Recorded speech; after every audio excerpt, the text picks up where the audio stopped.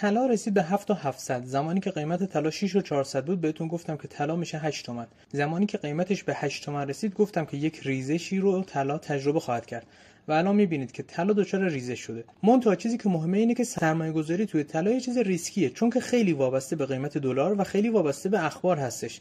قیمت دلار هم به اخبار خیلی وابسته است. بنابراین کسی که توی طلا داره ترید میکنه، توی طلا میخواد حالا به قصد بلند مدت نگه داره، یه سری جاها براش خوبه، منتها یه سری معایب هم داره که خدمتتون عرض کردم. توی این ویدیو میخوام بهتون یه راهی رو یاد بدم که بتونید بیشتر از طلا سود بگیرید. طلا دیگه توی این مدت خیلی رشد کرده، سودشو داده و میتونه الان وارد یه فاز نزولی بشه. توی این ویدیو میخوام بهتون یه راه حلی رو یاد بدم که بتونید ازش سود بیشتری رو بگیرید. حتما با من تا انتها همراه باشید.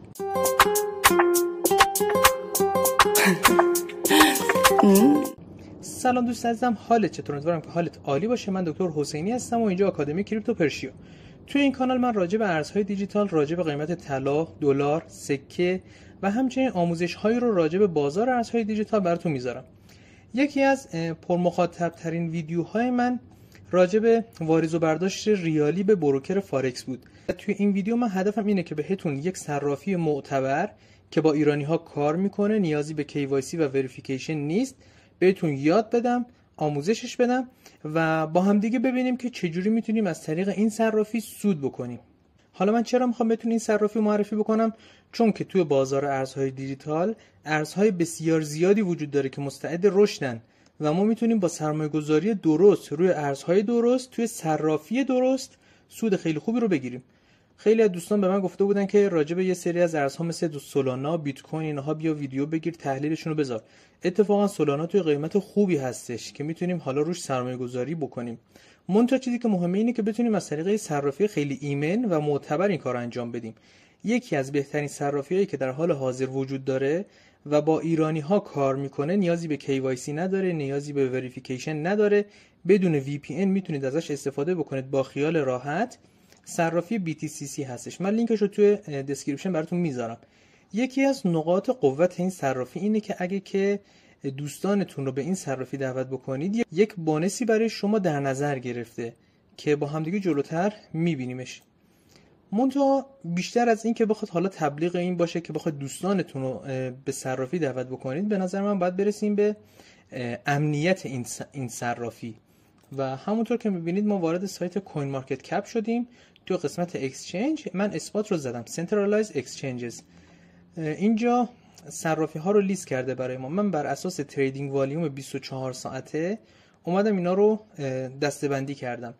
میبینید آقا صرافی بایننس که یه زمانی بهترین صرافی ما بود و توش کار میکردیم، حالا چون که وریفیکیشن دیگه انجام نداد الان رتبه 3 داره و این صرافی BTCC رتبه 6 داره و یکی از بهترین صرافی ها هستش، چون که هم تریدینگ والیوم بالایی داره، میزان معاملاتش بالاه. بنابراین شما زمانی که یه ارزی رو میخری دیگه دغدغه اینو نداری که آقا توی اون صرافی نمیتونی این ارزو بفروشی چون که تعداد تریدراش کم هستن.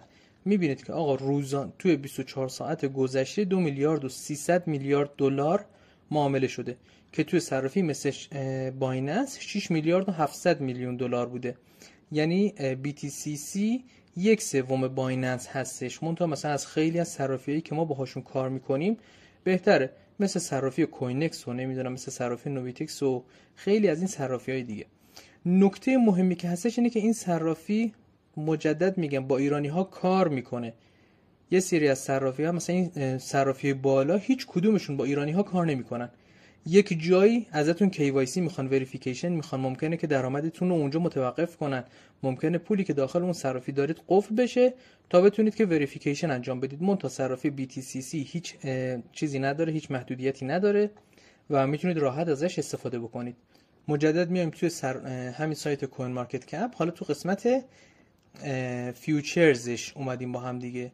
توی فیوچرزش میبینید که آقا BTCC در اینجا قرار داره و رتبه خیلی بالایی داره و میتونید ازش استفاده بکنید. از نظر امنیتی اگه بخوایم بررسی بکنیم، من حالا سرچ کردم BTCC از security issues، یعنی آیا که صرافی BTCC مشکل امنیتی تا الان داشته یا نه. یکیش اینه که حالا من میبرمش توی گوگل ترنسلیت با هم دیگه ببینیم که چی میگه.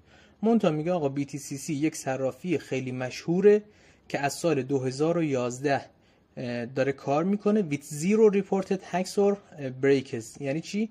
یعنی آقا تا الان هیچ مشکل امنیتی برای این صرافی وجود نداشته. من اینو اینجا میزنم تا شما بتونید ترجمه فارسیشو ببینید. BTCC یه صرافی معتبر ارزهای دیجیتاله که از زمان آغاز به کار خود در سال 2011 رکورد امنیتی بی عیب و نقصی را با هک یا نقص گزارش صفر حفظ کرده و حالا این پلتفرم طیف متنوعی از ویژگی ها رو داره و اینها. و حالا اگه که بیم اینجا Is BTCC safe to use? Yes. BTCC is generally considered a reputable exchange for trading Bitcoin and other cryptocurrencies. یعنی چی؟ یعنی آقا BTCC یک صرافی معتبر و مشهوره که میتونی برای ترید کردن بیت کوین و سایر ارزهای دیجیتال ازش استفاده بکنید. یکی از قدیمی ترین صرافی های بازار ارزهای دیجیتال از سال 2011 شروع به کار کرده و هیچ مشکل امنیتی تا امروز نداشته. صرافی BTCC توی UK هستش، توی انگلستان هستش. گواهی های مختلفی رو از آمریکا، کانادا، لیتوانی و همچنین بر اساس قوانین جهانی اوکی داره. این گواهی ها رو داره، بنابراین میتونید با خیال راحت ازش استفاده بکنید. BTCC is a safe exchange to use for fiat crypto transactions. یعنی آقا از طریق حالا فیات مثلا همون دلار و یورو، از طریق حالا کسی که مسترکارت داره، ویزا کارت داره اینها، یا چیزی که برای ما مهمه کریپتو، میتونیم ازش استفاده بکنیم و سیف هستش. یعنی چی؟ یعنی شما آقا تتر میای وارد صرافی میکنی و با اون تتر حالا میای ترید هایی که میخوای انجام بدی رو انجام میدی. و همچنین اینجا میبینی که آقا گفته که آقا صرافی BTCC is trustworthy، یعنی که از نظر امنیتی اوکیه، مشکل امنیتی نداشته، با ارزش. آیا من براتون میزنم توی گوگل ترنسلیت تا با هم دیگه ترجمه حالا تحت لفظیشو متوجه بشیم. آقا پلتفرم معاملاتی قابل اعتماد با امنیت قوی، احراز هویت دو مرحله‌ای آرامش خاطر رو فراهم میکنه. احراز هویت داره، بله داره، منتها ایرانی ها میتونن انجام بدن که در آینده حتما راجبش میام صحبت میکنم. و حالا چرا من دارم یک صرافی رو بهتون معرفی میکنم؟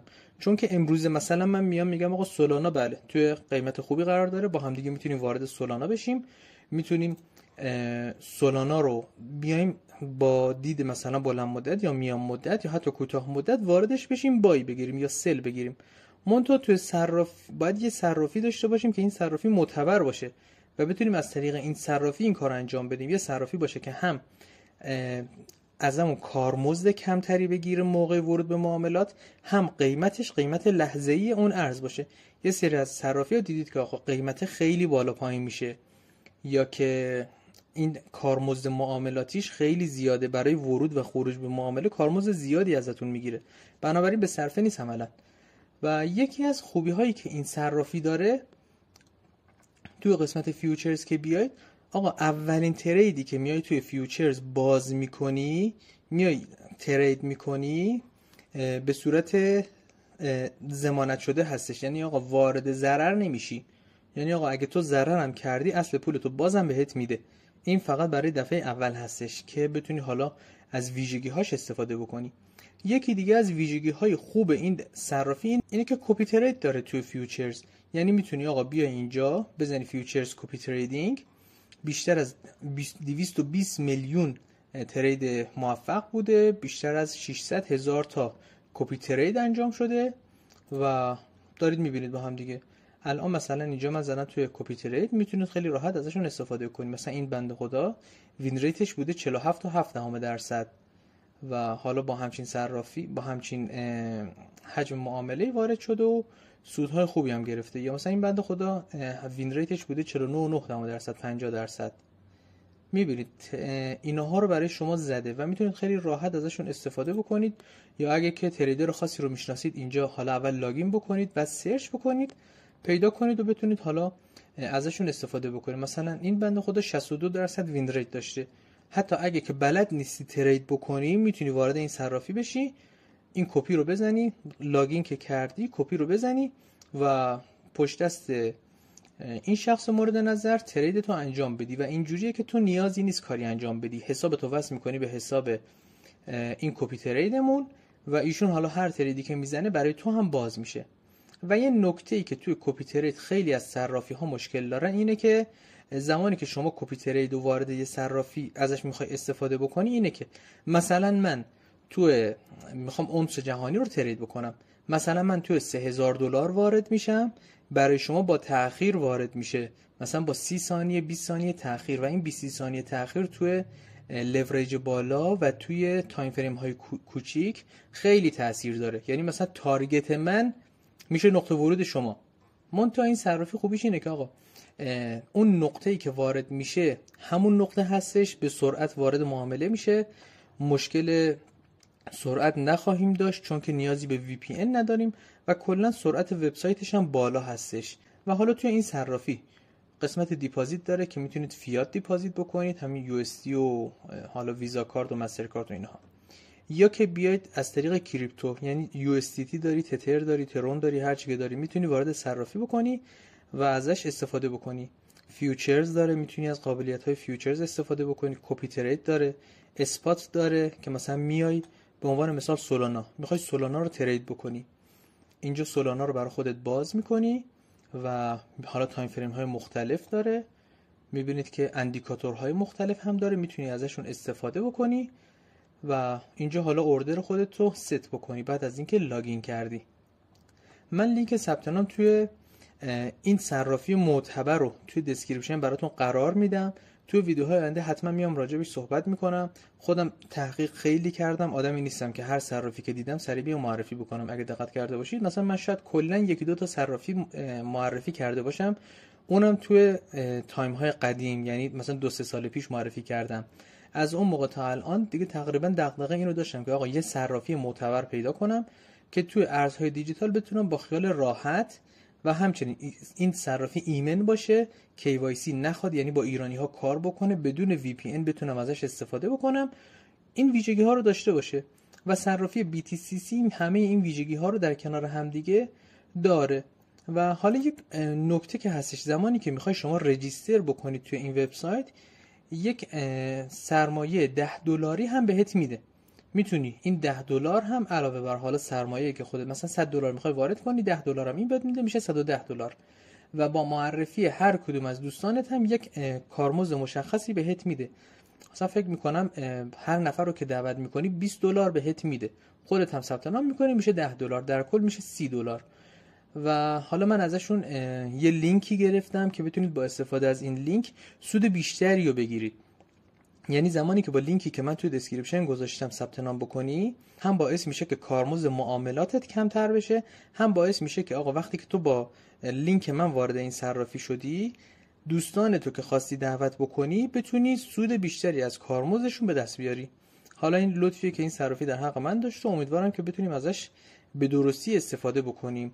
در انتها ممنونم از اینکه با من همراه بودی. اگه که هر سوالی، هر مشکلی داشتی حتما توی کامنت ها بنویس که من حتما در اولین فرصت جوابگو خواهم بود. ممنونم از اینکه با من همراه بودی و تا یک ویدیو دیگر خدا نگهدار.